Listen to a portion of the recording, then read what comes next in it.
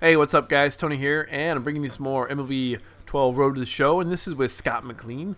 And I'm trying my bestest to put myself on a schedule right now. So I think the last player I posted a Road to the Show with was Tony Miller. And so I have an idea that I want to do about pitching, and it's just a commentary idea that I want just to talk with you guys about and get your opinion about, because it's sort of a hot topic right now in baseball. So I'm going to have to save that. But what I want to talk about is the Hall of Fame. But before I get started on the Hall of Fame, you can tell later I'm playing the field now. And if you guys remember from the video I did about my hard drive and how I put a new one in my PlayStation, like, all my preferences are totally just like they're all messed up. And I actually had to go through and reset up the game the way I liked it, because like my whole, you know, like your comfort zone, everyone's got their own comfort zone, and in my comfort zone was all messed up. So I have, usually what I like to do is I don't play the field, because I find that playing the field is kind of boring and extends the length of the season. So I want to just get in and pretty much be a designated hitter and let the computer do my fielding for me. But because I played a couple of games in the field, and I really enjoyed it, I kind of want to get like footage of me doing that, like diving into the hole, the 5.5 hole, coming up with it and burning a guy at first base, that kind of stuff.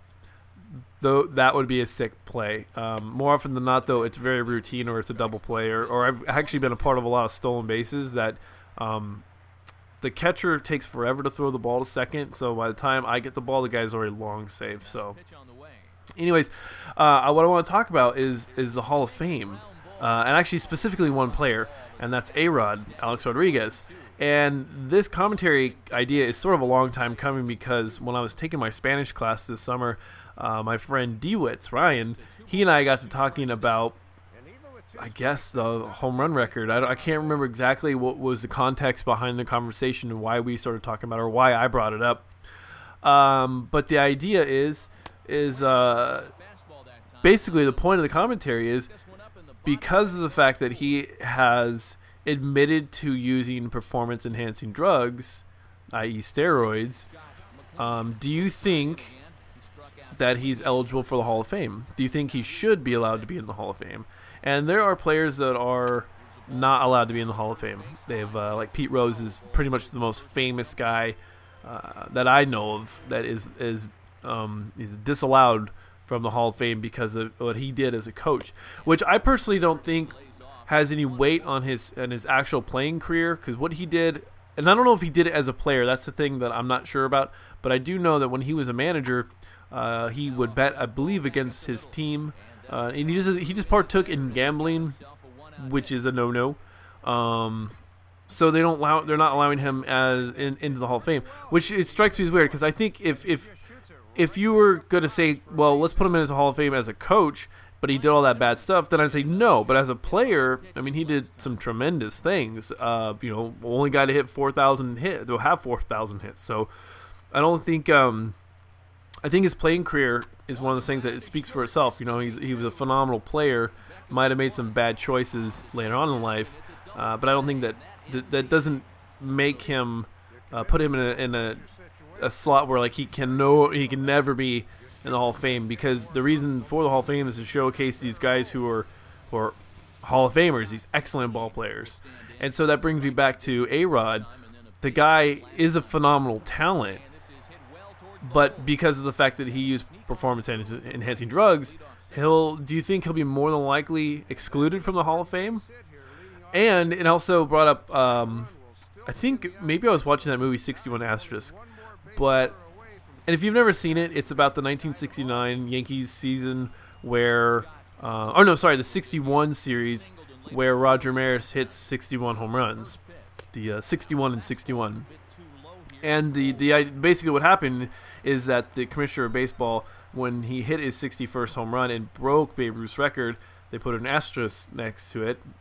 And basically it signified that Ruth did it in 154 games, whereas Roger Maris did it in 162 games. And so they said, well, it's different seasons, and so that held for a long time. And so it makes me think, if, like with Barry Bonds, and this is another guy that you look at who is accused of using performance-enhancing drugs, you know, HGH. And so far from what I understand, there's no asterisks next to any of his stats, any of his career home runs or his single season home run record. And it seems like even though he might have been, you know, if he really did use performance-enhancing drugs, the record books, the stats, aren't signifying any sort of distinction. Now, whether or not he gets in the Hall of Fame, that's a completely different story because of the fact that, and I didn't know this until recently, but the Hall of Fame is not in any way associated with Major League Baseball. It is sort of its own independent entity. And I believe it's made, the Hall of Fame, the committee, these sports writers decide, you know, who's eligible. There's a 5-year period, I believe, after a player retires. Then they become eligible, first ballot eligible for Hall of Fame. And so these writers, basically, it's the same people who make up Cy Young.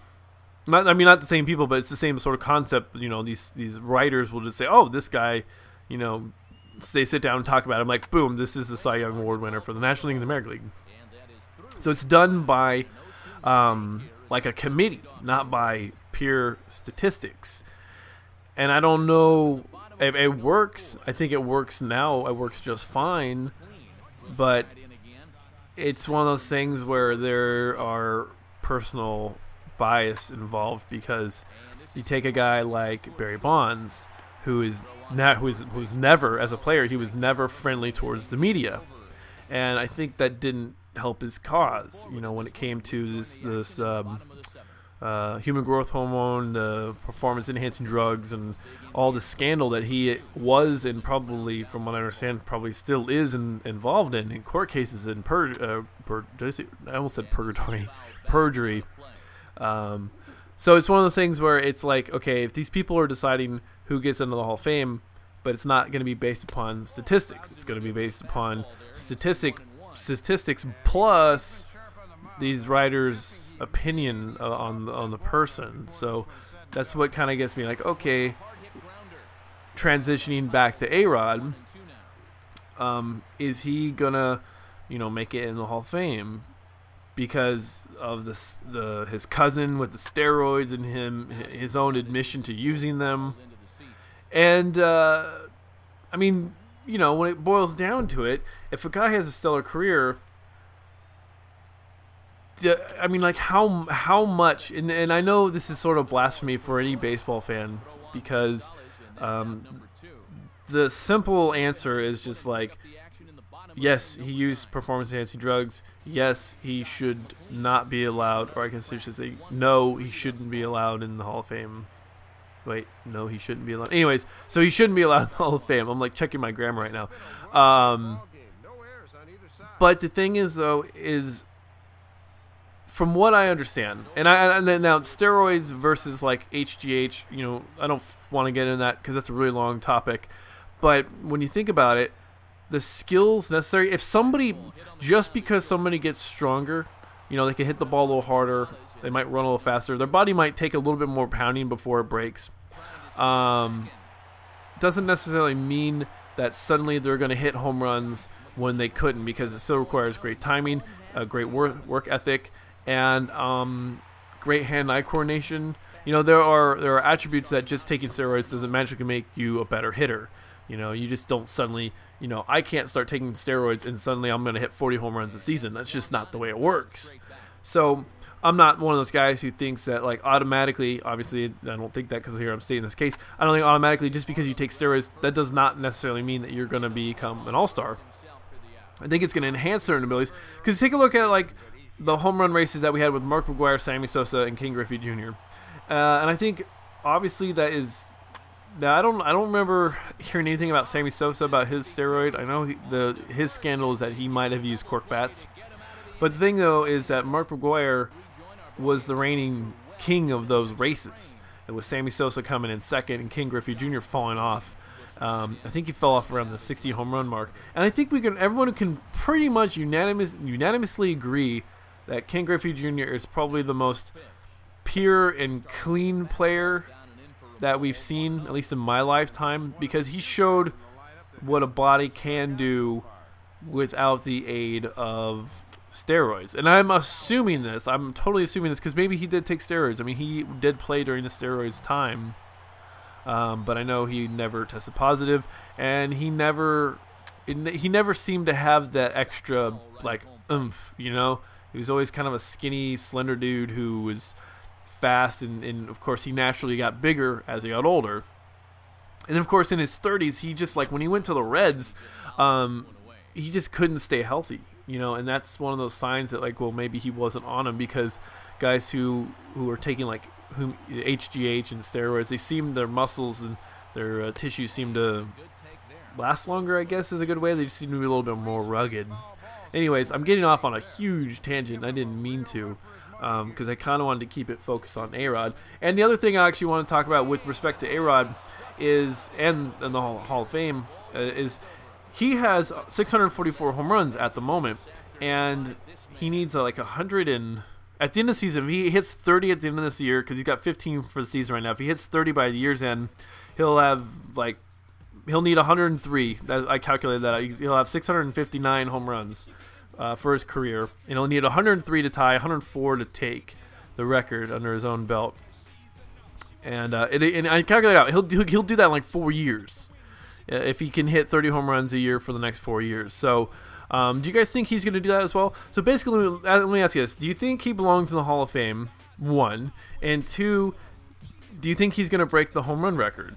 The all-time home run record. So anyways, guys, thanks for watching. Thanks for subscribing, and I'll talk to you later.